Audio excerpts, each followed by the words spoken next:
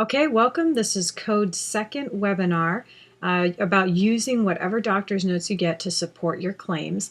It's also going to use a case example of a denial that happened recently to an actual practitioner, and we're going to kind of dissect that and see what we could do differently next time.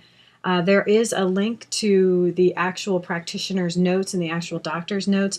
I encourage you to use those, and a huge thanks to the practitioner that allowed me to use these notes in this case example for this webinar. So here's the thing, CMS has actually made a template for the doctor's notes. It's an electronic template. It's in your handout packet there. It says electronic template draft or something like that from CMS. And it is just that, it's a draft. It's a proposal that they put forward to say, well, could we help doctors write the notes that are needed to comply with the regulations for P&O? And so they wrote this 4-page, teeny tiny font, single-spaced template that supposedly will go online or go on in an electronic format so that doctors can gather all the correct information for the prosthetics claim or orthotics claim. However, as I say, it's huge, it's lengthy, it's complicated, it's hard to read in true CMS fashion, it's awkward.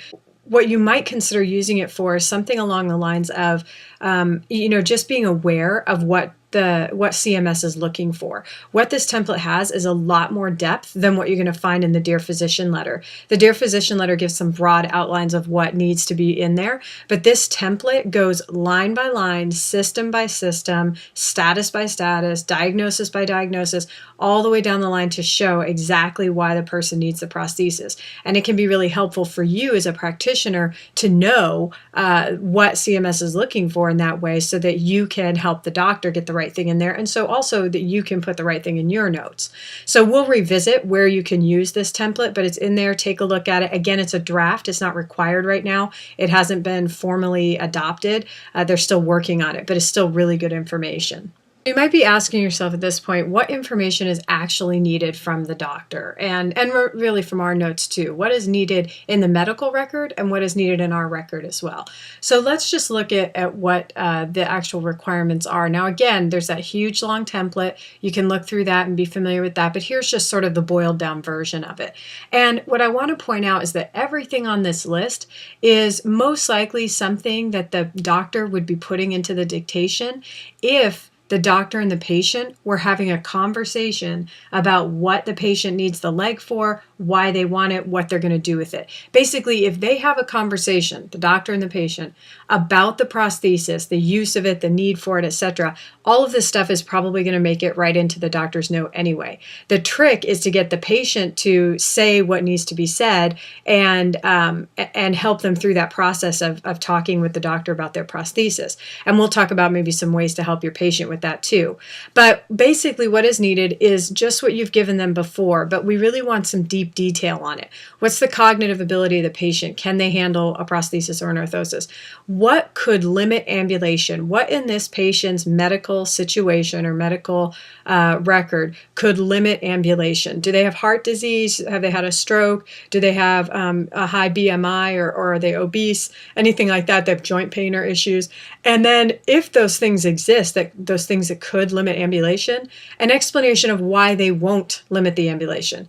And again, we're going to talk about this in detail going forward, but suffice it to say right now, if the doctor says, yes, this person has heart disease, but it's medically managed with medicine and therapy, then you're good to go. You can say, yeah, that could be a limiter to ambulation, but it's not because of these reasons. So that's just kind of where we're headed. And then what was the patient said about wanting to walk or using the prosthesis? Again, we need the patient to go into the doctor and say, this is what I want the prosthesis for. This is what I do with it. This is why it's important to me. Instead of just, yo, doc, my leg is broken, fix it, please. And the doctor saying, sure, here's a script that says prosthesis, and then you're done, right? Or vice versa, orthosis, whatever. And then what specific functional activities will the patient do? I'm going to beat this horse really to death going forward, but right now just to say that we need to know not just that the person stands a lot, but why they stand. Not just that they do ADLs, but where they do the ADLs. Not just that they live independently, but they live independently in a neighborhood that, where they have to take the bus, or they live in a neighborhood that has a lot of hills, or they traverse uneven ground to do this. Not just they traverse uneven ground, but to go to church, to be involved in the community, to whatever, right? Those kind of details. And we'll get into more specifics on that as we move ahead. Okay, so in the way of explaining what is needed in the doctor's notes and how we can get at what's needed in our notes, let's use this case example. Again, in those handouts that are associated with this webinar, you'll find the notes from the practitioner, the doctor's notes for this case, the billing and all that kind of good stuff, so you can look through that. But we're going to use that as an example of what we can do, what is done frequently that shouldn't be done, and what to do and what not to do, kind of an example. So with this particular case example, the prosthesis was billed in January.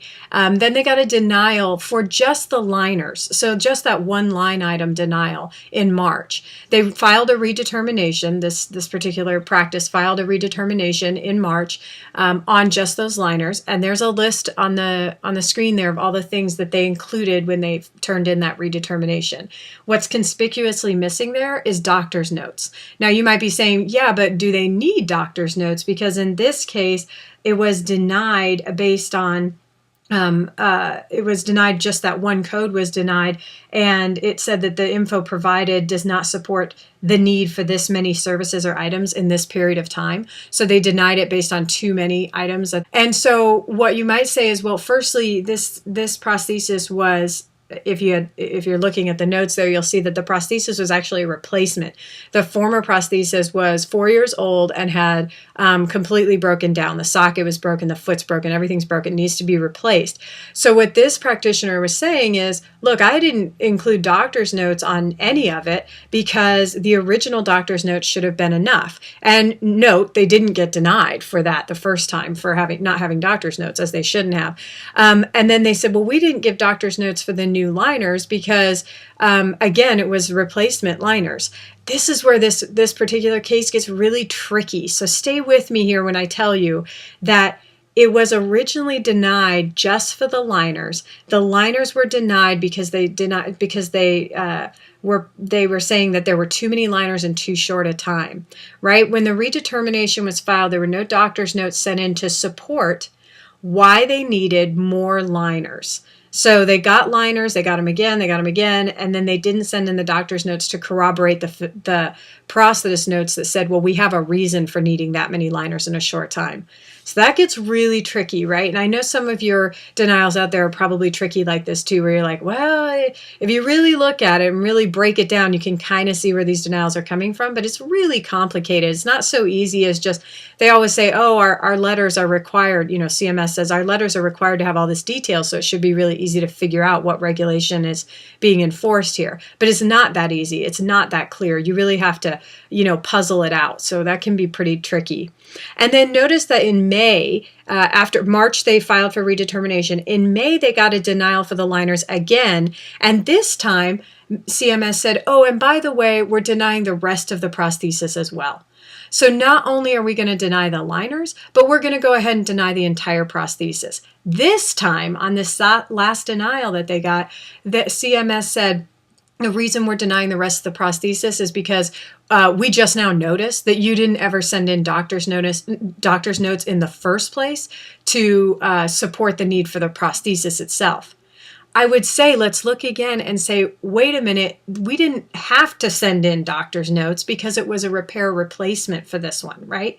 So technically, they're kind of wrong in this case, but it doesn't matter, right, if they're wrong at this point. I mean, you're right, we should fight this, we should tell them they're wrong and everything, but we have to do this in a diplomatic way. So the bottom line is, it's been denied. We have to tease out why specifically it was denied, and then we have to get in there with some good information and help to see if we can overturn that denial. Okay, so let's look at what went wrong with this claim in the first place. So again, really teasing out what the denial was for, and that's huge. I don't know if you remember, I always remember when I was a student, actually when I was a high school student, failing tests or whatever, and always being told that I didn't read the question, right? And if I had just read the question, I would have had the right answer. That's kind of what's going on here, right? It's not that you don't know what to do. It's that a lot of times it's really hard to tease out what they're asking for. What is the question? In this case, it was a little difficult to see from the letter why exactly they denied the liners the first time, because of that, the the information given does not support the need for this many services in this period of time. So we really had to slow down and say, wait a minute, why are they denying this in the first place? Let's really figure that out in detail. So you look back and you find that the patient received this prosthesis from another provider, local provider, in 2010. So the patient got a prosthesis in 2010. The patient received new liners for that 2010 leg in 2013. So he gets the new leg from this other provider. He goes back in 2013 and says, look, my liners are worn out. Of course, they would be in 3 years. That makes sense. They order him the same liners. He calls, I guess, and says, I need the new liners. And this other provider says, sure, gives them the new liners, bills for that. So now he's got liners in 2013. Then in 2014, the prosthesis really gets so broken. Obviously it had been breaking down over time, but in 2014, it's like so trashed that he just can't do anything more with it. The foot was broken, the socket's broken, it's just done. So this time he goes to a different provider, the provider we're talking about in this case, right? A new provider. He says, I need a new prosthesis. The new provider says, wow, you really do. And you really need new liners with this, not necessarily because these previous liners that are a year old are worn out. And they kind of were, I will say. But that's not the main reason. The main reason was because the person had actually atrophied over that time, and very recently had atrophied quite a bit, and the liners were too big. So all Medicare sees in this is that the patient got a set of liners in 2010, another set of liners in 2013, another set of liners in 2014. The computer just sees liners over and over. And it's without really good, specific, clear notes about why this person needs the liners so frequently. And backing up, it's not really that frequently, but it just, maybe just didn't have great explanations each time. A year is certainly, just fine for new liners, although it looks like just a little under a year, which might have been an issue. But either way, there just maybe wasn't a really good explanation of why the liners were needed in a short period of time like this, although they definitely were needed. So this is kind of the tricky thing. The provider in this case, or the P&O shop in this case, did know that the patient had gotten new liners in February 2013. And so it should have been a red flag to them to say, wow, we're really going to need to explain it very clearly in our notes why this person needed new liners so quickly. And they did. We just have to really be clear about that. And actually, in this case, the provider did do that. This P&O company did say, wow, we see that he just got liners, so we're going to be really clear on why he needs a new set. And they actually did explain it. But let's talk about why it didn't work out, or why Medicare didn't pick up on that explanation. But let's look at, again, kind of what happened here and why Medicare might have not seen the justifications that were given for these liners. Firstly, there were no doctors or prosthetist notes that clearly explained the liners. Now, there was information from the prosthetist that explained the liners, and also in this case, the patient actually needed the liners because of atrophy, not just because it was worn out. So if you look at it from an atrophy point of view, then actually it would be helpful to have doctor's notes. That's kind of tricky, but that's kind of how it went down here. And so let's see if the provider, or the practitioner in this case, sent in 3 pages of handwritten notes, right? And the handwritten notes had the information needed. They explained the atrophy, explained the need for the new liners just fine. But they're handwritten. And the practitioner says, well, handwritten notes have always been fine. We've never received a denial from Medicare saying, we can't read your handwriting, therefore this is denied. Right? So why would you change? Again, I would say Medicare isn't always that clear, right? They say, oh, we give you all this clear detail about why things are being denied, and we reference policy and all that. But if they're denying it because the reviewer looked at the notes and said, oh, I can't really make out that word, so forget the whole thing, then you wouldn't know that. Right? You wouldn't know that it's time to switch. But suffice it to say, if we're looking for reasons for this thing to be denied, that could be one of them. We also can look at, in this case, the proof of delivery. It didn't quite meet the requirements from Medicare. Now, again, that format they've used, this format that was turned in, has always worked in the past. Why change now? They've never gotten anything from Medicare that says, oh, your proof of delivery didn't meet our requirements, therefore it's denied. But it didn't. So could it be the cause of the denial? Maybe. We're going to put that on maybe list. And then lastly, there was a liner measurement sheet sent in. It's a handwritten sheet. If you have that handout in front of you, you can see it clearly shows, no uncertain terms, that the old liners that he had from 2013 were 2 full sizes larger than what he measured in 2014. He's got atrophy. There it is right there. But again, does Medicare see what that is? Does the reviewer look at that liner measurement sheet and say, oh, look at that, I can see what's going on here? Or do they see a liner measurement sheet and say, what the heck is that? I've never seen one of those before. I don't even know what this is regards to. I'm not looking at it, right? You can't leave it up to the reviewer really to find anything or investigate anything or understand. You have to put it in super plain, obvious language. Make it crystal stinking clear how this liner relates to this measurement sheet and why it's important, right? Don't leave anything to chance, right? But the point is, there are 3 issues right there that we could change. Again, I just want to be clear that there was nothing in this denial that says this is the reason we're denying it, because it was handwritten, because the proof of delivery wasn't quite right, because the liner measurement sheet didn't make any sense to us. They didn't say any of that. But looking at it, again, especially as an outsider here at Code, my job is to look at it with fresh eyes and say, wow, if I'm a reviewer, I wouldn't be able to read this. Because I'm a P&O practitioner as well, I happen to get what you're saying here. But if I put on my reviewer hat, it wouldn't be that clear. So the bottom line is there was a miscommunication, and that led to the denial of the entire claim. The information was in there. You know, the practitioner gave the information that the patient had atrophied and that was the reason for needing liners so soon. However, the information was potentially not in a format that CMS could easily understand. And you want to make this as easy as possible for CMS. You want that reviewer to look at this file and say, wow, I can see very clearly as a person who's not familiar with P&O where the information is, how it relates to the LCD, and how the doctor's notes support it. Bam, crystal clear right there in front of me.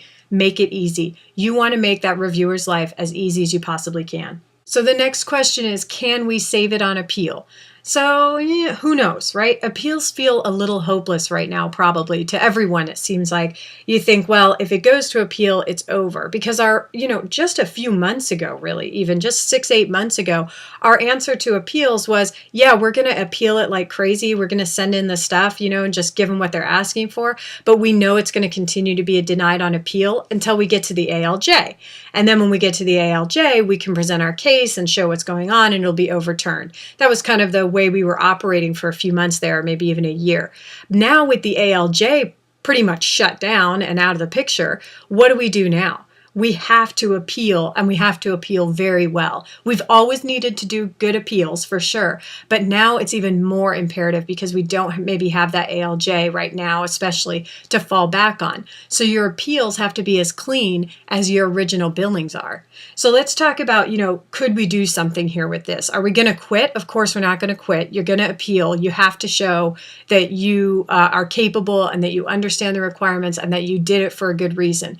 You need to do that because Medicare is tracking what you do. If you let this drop and you don't defend yourself and you don't explain your reasoning, then it's a mark against you in their system, and you just don't need that. So you want to make sure you appeal and appeal well, even if you feel like it's a little hopeless, even if you feel like, well, I still might not get paid. Eventually, if you have good marks and you're lowering your risk score and you're showing Medicare that you're a solid provider who understands the regulations, eventually your score could go down. You'll get less denials, less appeals that you're stuck in and all of that. So yes, it's absolutely worth appealing and appealing well. So the first thing we're going to do on this one is explain the liners really clearly. We're going to link it to policy, and then we're going to take those doctors and prosthetist notes and in no uncertain terms say, this is what I did this for. This is where you can find the support for it in my notes, and then this is where you can find the support for it in the doctor's notes, and why we're supporting it because of policy. Secondly, now you have to justify every single item on the claim for medical necessity. Again, whether it was fair or not that it was denied, the whole thing was denied for medical necessity because there weren't doctor's notes, is neither here nor there at this point. And you can certainly state that in your letter. Again, I would be really diplomatic about that. But if you want to say, this is the reason we didn't originally include doctor's notes because it was a replacement, but now that it's being denied, here are the doctor's notes. Now that it's being denied because of medical necessity from the no info in the medical record, here are the doctor's notes. Here are the prosthetist notes. This is how they all fit together to explain why we did what we did. And then lastly, if these doctor's notes that we get aren't good enough, you still can ask for a letter from the doctor explaining what happened. Is that the best route to go? No, absolutely not. The first best way would be to have it in the doctor's notes, the original dictation. However, if it's not there, we've got to get something from that doctor. He could see the patient again and make some more detailed notes. That's an option. Or if it hasn't been too long since he originally saw the patient, he could write an addendum to that past note saying, oh yeah, here are some things I found on evaluation at that visit. I just didn't include it in the notes, but here's an addendum to them.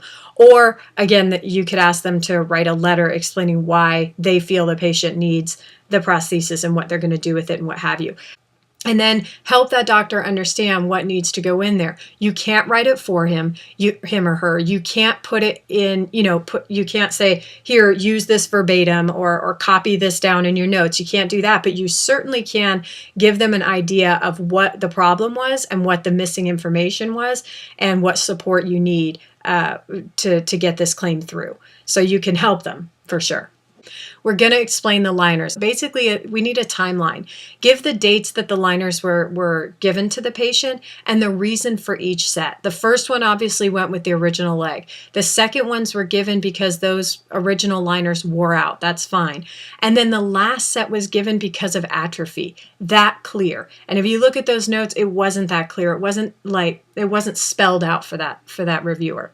And then on top of that, we're going to say, and by the way, here's where it says in Dr. Jim, in this case, we're just going to call him Dr. Jim, in his note dated on this date, he says the patient's limb continues to atrophy. Then if you'll notice, we've added the prosthetist notes that show on the liner measurement sheet, which is attached this page, blah, blah, blah, shows a change of 2 full sizes. Therefore, the patient needs this newest pair of liners because of atrophy of the limb, and they need a smaller size. That's important because this is what helps suspend the prosthesis, and it also protects the skin, etc. So that's the kind of detail that you're going to put. And this could all go at this point in a cover letter, right? So now we're on another level of appeal. If we're at the level of appeal where we can add additional documentation or that we can give them more info, then this is where we would submit the info requested. And then this cover letter, the cover letter that was made for this case is in those handouts that you have, and you can take a look at it. But we basically just said, here's the response to your denial. And line by line, we're going to explain what we were doing in each case. So you can read that, but I'm going to give you examples here on the slides as well. Okay, so again, we're gonna use the doctor's notes on this part of the claim as well. There was medical necessity wasn't outlined for each item on the claim originally because it was a replacement. Maybe it didn't need to be. However, now it does. So we're going to go ahead and do that and explain each single line, right? And we're going to use the doctor's notes this time to explain it. So we get the doctor's notes. We look at what in the doctor's notes supports each one of the items that was given to the patient for the prosthesis. And again, that's going to go in that letter explaining how those notes connect and how they relate to the local coverage determination. You really want to be familiar with that local coverage determination. And I'm speaking there not necessarily to front office folks, although they do too, but to practitioners. If you think this is the realm of just your front office staff, you're wrong. You need to be familiar with the local coverage determination. You need to know what Medicare wants to know. Because if you don't understand that, then you're not going to be able to gather the proper information when you're seeing the patient. And if you don't gather the proper information and give it to your front office staff in a way they can use, then you're just going to continue to see these denials. So unfortunately, it was nice back in the day when the front office person took care of that for you and you could just let them understand all the regulations and what have you. That's not the case anymore. You need to know what the LCD looks for. You need to know the policies of the insurance, and you need to gather the information that supports that. Okay, so I'm going on and on it saying that there should be a letter linking these notes in the LCD. Well, again, you have it in front of you with those handouts, but let's break it down a little bit and let's take one example of part of that letter. So one of the things that needed to be supported on this appeal was why this patient was a K4 level ambulator, right? Along with all the other line items that need support. I'm just going to pull one as the example here. But as far as support for that K4 level, what we want to do again is say the doctor supports me in this. This is why I chose K4, and this is what the patient's doing. So in this letter, we're going to say something to the effect of, if you look at Dr. Jim's notes dated blah, blah, blah, under history of present illness, you'll see that he's corroborated the prosthetist evaluation, saying that the patient is able to ascend and descend stairs, can walk in the community, care for himself, live independently, blah, blah, blah. It goes on and on. Right? So you're saying, not only did I say that, but the doctor said it too, and that's great. And then you're going to go down and additionally support what or explain what exactly in this evaluation from the doctor, in the doctor's notes, was highlighted that could limit their ambulation. So let me slow down and back up here just a little bit and say, in the ideal perfect world, the doctor will say, this is a limiter, a potential limiter to ambulation, and this is why it's not going to do that. This is what's happening. So in this example, ideally, the doctor would say, this patient is depressed. That could be a limiter to ambulation. However, it isn't because he's under medical treatment for that. Therefore, I think he can use a prosthesis, whatever, moving ahead, right? So in this particular case, it's more like a typical case where the doctor did say the person has depression, and the doctor did say it's under medical control. They said, if you look at the note there, it says, Dr. Jim says the person has recurring depression and the person's on Zoloft and bupropion, and you can see that in the chronic problems and medications section, right? The doctor did not outline that as a limiter to ambulation, so how would we know that it might be? This is where you pull out that sheet from Medicare that we talked about in the first couple slides, that template that says what they want the doctors to write. And if you look on that template, CMS says to the doctors under psychiatric, they should document the mental status and judgment, etc., that would affect ambulation or level of function, and describe beneficiaries' motivation to ambulate and use a prosthesis. So in that template that CMS put out for the doctor, you can see that they would consider depression a potential limiter to ambulation, and that they want the doctor to explain why it isn't. In our case here, the doctor said yes, depression, yes, he's on meds, but he didn't say anything about how that relates to ambulation. So that's a real bummer, but do we throw up our hands and say, oh, it's not in the doctor's notes, it's over, so that's it? You can't do that, right? You have to work with what you have. So in this case, we're going to make the link that the doctor didn't make. And then in future, we'll ask the doctor, could you make that link for us, going forward? But for right now today, what we're going to say in this cover letter that we're sending with the appeal is, look, you'll note, Medicare, that there's a comorbid condition that could limit ambulation. Dr. Jim says the guy's depressed, right? But we don't have to worry about that. It's not going to limit his ambulation because Dr. Jim also says he's on Zoloft and bupropion. And if you look at his notes in this section and this section. So you're making that connection for the reviewer, right? Because the doctor didn't do it as we'd like, but somebody has to do it if the doctor doesn't do it. So you're going to step into that role. Again, not ideal, but it's what you have right now, right? So you're going to do that, make that link, and make it super clear for the reviewer. As a side note, I just want to pause from this and point out that when you get the doctor's notes and it says Zoloft, you're probably like, oh yeah, I know what Zoloft is. I mean, most of us know what that is. It's been around a long time. Probably all of us know someone who's on it, right? So we know it's for depression. However, if you look at that list of medications and you see something like bupropion, I don't know about you, but my first inclination was, what the heck is bupropion? I've never heard of that. So anytime I get doctor's notes, I just Google every single medication on their medication list and see what it's for. But I just wanted to throw out there that you can't be expected to know what all these medications do. That's not your scope of practice. However, if it helps you support your claim by understanding this and making that connection, then that's how you do it. You just Google it and you come up with the answer you need. Okay, so that kind of talks about the doctor's notes. That talks about some of the denial parts of it. What did we get from the prosthetist in this case, and does that need improvement? So again, there's that tendency to say, oh, they don't read my notes anyway, so they don't even have to be good.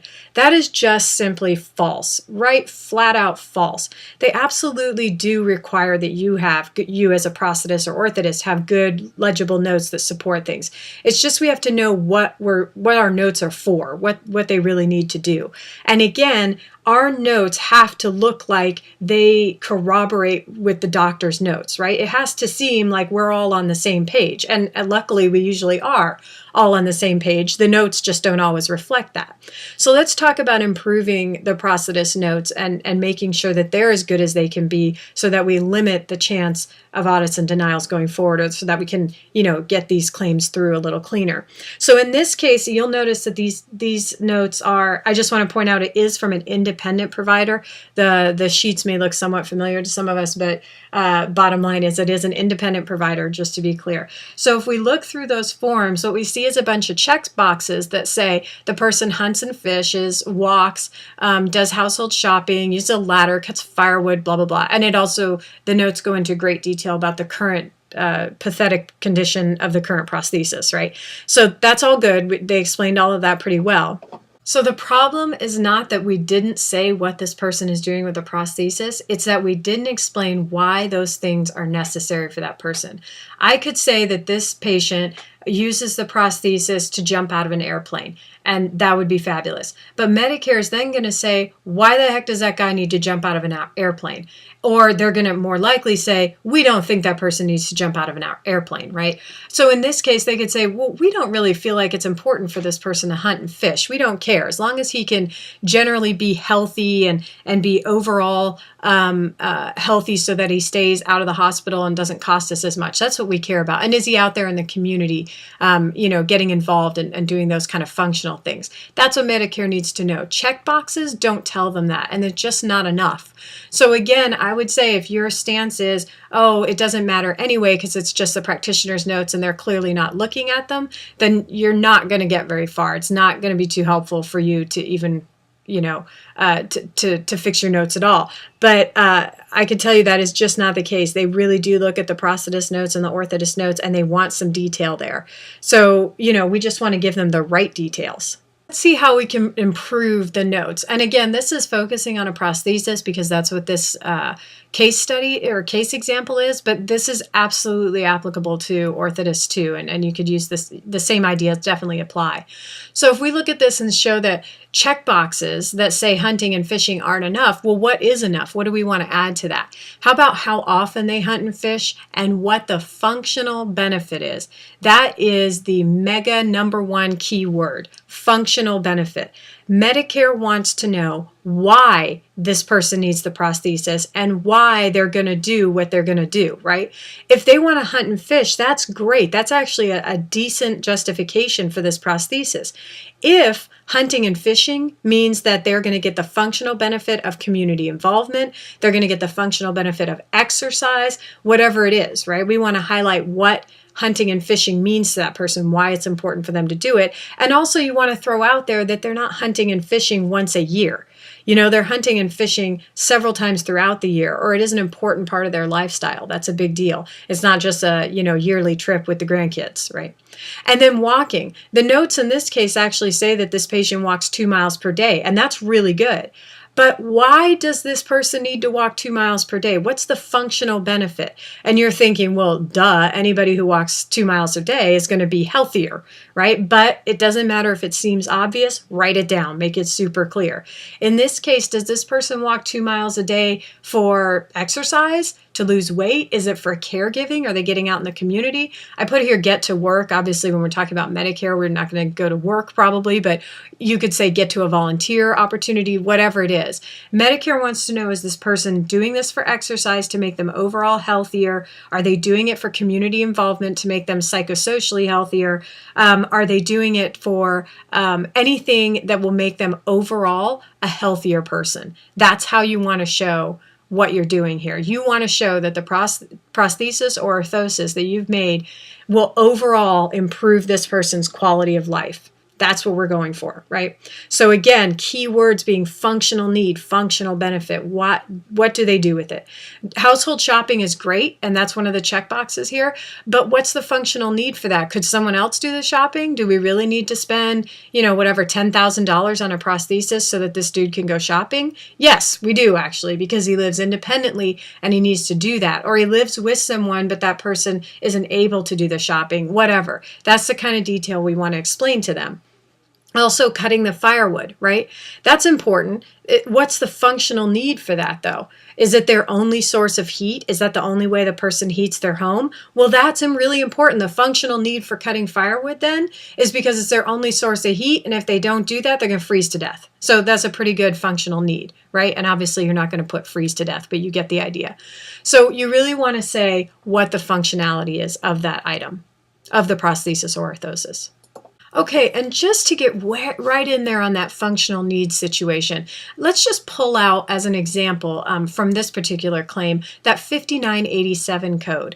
It's an expensive code. Should we use it? Absolutely. These are great feet. They're feet that are really going to help your patient. They have a great benefit for folks.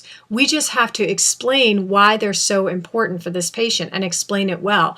When you've got, again, looking at this one claim, when you've got one line item, the 5987 code turns out in this particular case to be 36% of the total of the entire claim, of the entire bill, right? You've got one item that's 36% of the entire cost, then that should tell you that you really need to justify this thing. You really need to explain it and explain it well and give detail. What it shouldn't say to you is, oh, I'm just not going to do it because they're going to look at it. No, of course they're going to look at it, but the patient needs it, and so you just need to explain why they need it and explain it well. So let's look at that. The coverage, the LCD says that coverage is extended only if there's sufficient clinical documentation of the functional need for the feature of the foot, right? And so let me highlight that this is the place that they don't look at the medical record. Clinical documentation means it comes from you and me. It comes from prosthetists and orthotists. This is the thing that we're supposed to be explaining. This is the thing that our notes are being looked at for. So if your notes don't have an explanation of the functional need for a design feature, a technologic feature of a component, then your notes are deficient. The doctor's notes aren't necessarily deficient, and they aren't looking in the medical record for that particular piece. So again, you would want to ask yourself, do my notes have the information that they're looking for? And in this case, I can tell you every single case that I've gotten here through the code program from every practitioner from all over the country is missing this piece. And this is the one piece they're looking at your notes for. This is huge stuff. Your notes need to be clear here, and every single one I've ever seen, and I'll tell you from personal experience, every one I ever wrote was absolutely deficient here. I didn't do this either. Nobody's doing this. It really is something that we have to learn new.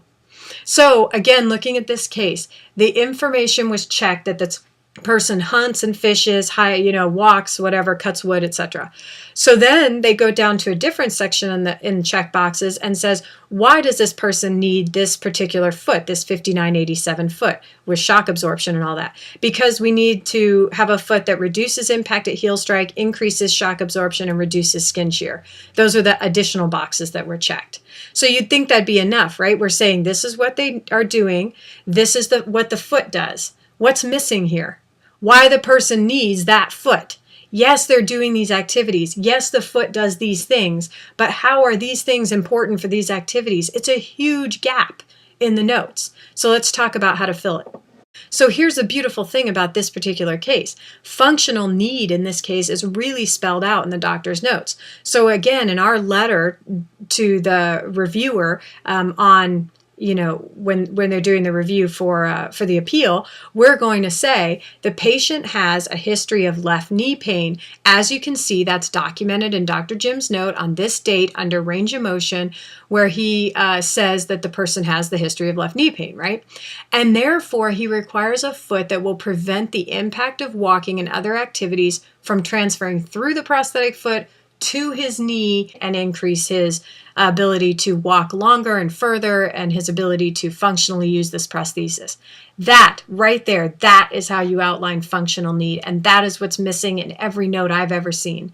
So this is really key, and this is, again, what Medicare is looking to our notes for. So you can say all day and all night that nobody looks at your notes, but maybe they're looking at it and they're just not finding what should be there, right? So then let's go down to the next checkbox where it says reduce skin shear. We're saying in these checkboxes, in this case, that this patient needs this particular foot because one of the foot's features is that it absorbs the shock and reduces skin shear. Well, that's great, but in this case, I couldn't find anything in the practitioner's notes or the doctor's notes that says why we need to reduce skin shear. So again, we're going to make that link. Is there scarring on the patient? Does he have a history of ulcers, other skin problems? Or in this case, since we've spent all this time trying to argue that they need these liners, maybe it's because that we want to protect the life of the liner. How can you educate the doctors that you have in a limited amount of time? We know that it's not so easy to go into a doctor's office, set up an in-service, and do it the way we used to just a few years ago, where we'd spend, lunchtime explaining what prosthetics is and how it works, what orthotics is and how it works, etc. We can't do that anymore, so what can we do now? What we can do is use each patient as a case example. So what is one way to attack this would be to say, look, Dr. Jim, in this case, we have a patient who has all these attributes, and you can list this out. It would be great, and this is what Medicare requires, if you could explain this in your notes, and you can give them an example. Again, you'll want to make clear that they can't copy it directly into his notes. It has to be in his own words, that you're just providing this as an example of what might be one way to address the Medicare regulations related to this patient. And it's more powerful because it's related to an actual patient. Or here's another a highway to the medical record. Have the patient explain this. So what you want to do is take a step back and say, does your patient really understand what the prosthesis does, how it works, why it works? And I understand that not all patients are amenable to this, but under the explanation of Medicare needs to know this, and you need to explain to your doctor why you need this prosthesis, that makes the patient much more likely to go in and explain this to the doctor. So I don't know about you, but anytime I've had a doctor's appointment, I go in there in my head with all these things that I'm going to ask or talk about. I get in there, doctor's in a hurry. I've been waiting too long. I have somewhere to go. He has somewhere to go. I end up saying, this hurts. He says, here's a pill. Bye-bye. Same with our prosthetics patients and orthotics patients, right? They go in and say, this is broken. Here's a prescription. Okay, bye. And they don't have a conversation. So of course it doesn't get into the medical record. Let's say that you did this a different way. Let's say that the patient's in your office, you explain to him everything that you found, him or her, you explain to him or her everything you found on your evaluation. Hey, Mr. Jones, I've noticed you're an active adult. I see that you have a high BMI and a history of depression. Medicare might think that those are reasons that you wouldn't use your prosthesis. So we want to make sure that you understand that because you're under medical care for these conditions, it won't limit your ambulation. And of course, the doctor knows that too. And also, Mr. Jones, be aware that if you had a properly fit and functioning prosthesis, you'd be able to exercise by hunting and fishing, you'd be able to increase your community involvement by walking every day, and you'd be able to continue to live independently by chopping that firewood. That's how this prosthesis is going to improve your overall health and well-being. The patient says, well, yeah, I know that, or says, oh, that's an interesting way to put that, but I get it, whatever. And then you give that to that person, you give those words to that patient in a print piece of paper. Say, here's a piece of paper that says all that. Now I want you to go to your doctor with this piece of paper and explain this to your doctor. Tell your doctor why you need this prosthesis. Tell your doctor what you're going to do with it. And by the way, here's a script to help you do that so you don't forget to mention things, or so that you guys don't get so busy that it doesn't come up or whatever. Right? Give your patient the information in a print form, in easy words, in bullet points, in, very short, that they can take with to the doctor to stimulate that conversation. And if the doctor and the patient are having a conversation about these things, you bet it's going to be in the medical record, because anything that the doctor and the patient talk about, the doctor is obligated to dictate into their notes. Okay, so that's a great way to get this information into the medical record and also facilitate communication with everyone involved. How did we do here? Did we cover everything that needs to be covered? We talked about what CMS wants from the doctors. We want to make sure that in the doctor's notes, we talk about, and they talk about, and the patient talks about how the prosthesis will contribute to overall health. And then you can help them do that by understanding that template that Medicare put out, that draft template, right? And so we covered that. How can you educate your doctors in a limited time? Use every case as an example. Send a letter to your doctor and send a letter with the patient. Help everyone understand what the prosthesis is doing and why it's such an important part of this person getting healthy. And then gathering the right information. We want to make sure not just to gather what the thing does, what the component does, and not just gather what the patient does every day, but then make the connection to functional need. What does that stuff mean functionally for the patient every day? That's what we need to get into those notes. And then lastly, using the standard doctor's notes. Again, we're going to educate our doctors. We're working toward that. Everyone's working toward that. But until it happens, and it will take a long time, until it happens, we need to fill in the gaps where the doctor's notes aren't. It is not the ideal situation. The doctor's notes should have it. If the doctor's notes don't have it, we got to do the next best thing, because the only other option is to give up, and that's just not an option. Can we please acknowledge that SPS really has done the work to bring this information to you? My little company, McCoy Consulting, could not do all the work that I do and put all the information into these webinars or information to practitioners unless SPS supported that. So really, you want to make sure that as an SPS customer, you use SPS as much as you can and rely on them as much as you can. They really are providing you with this extra help and hopefully giving you what you need to have a successful practice. So along those lines, you can submit any questions or comments. If you have cases that you want Code to review and look at, please send them over, mark out any identifiers, and then email them to me at code@spsco.com. Also, you can just call the number that you see there. The 800 number actually goes straight to my cell phone, so you'll get me on there. If you don't get me right away, I'll call you right back. So any questions you have can be sent there. Also at the website, that one listed at the bottom, you'll find the short videos, the resources for that, the handouts that go with these webinars, the things that you can print up, like example documents that you can print up and look over that you can use for your own purposes to educate your practice, staff and what have you.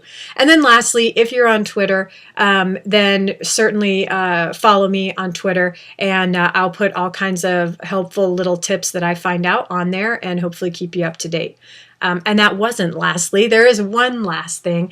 I'd also like to point out that really the reason we can do all this great stuff and provide you with this great information is because practitioners out there provide me with their cases. So what really keeps this going is that practitioners are giving me tough cases and having me review it and having me work through it. And then they give me permission to give you that information. So I just want to thank the practitioner in this case who agreed to let me, broadcast his entire patient interaction and this whole case with the whole of the United States. It was incredibly generous of that person. And it really helps all of us as a profession when we share these things with each other. And Code can be the conduit for that. So obviously you don't know who that practitioner is, and that's great, but we all benefit from that practitioner's anonymous experience. So please send your cases to Code, keep this going, and let's continue to have these discussions and great case examples that we can break down and really learn from. Thank you so much for listening to this, and we look forward to seeing you attend the next webinar.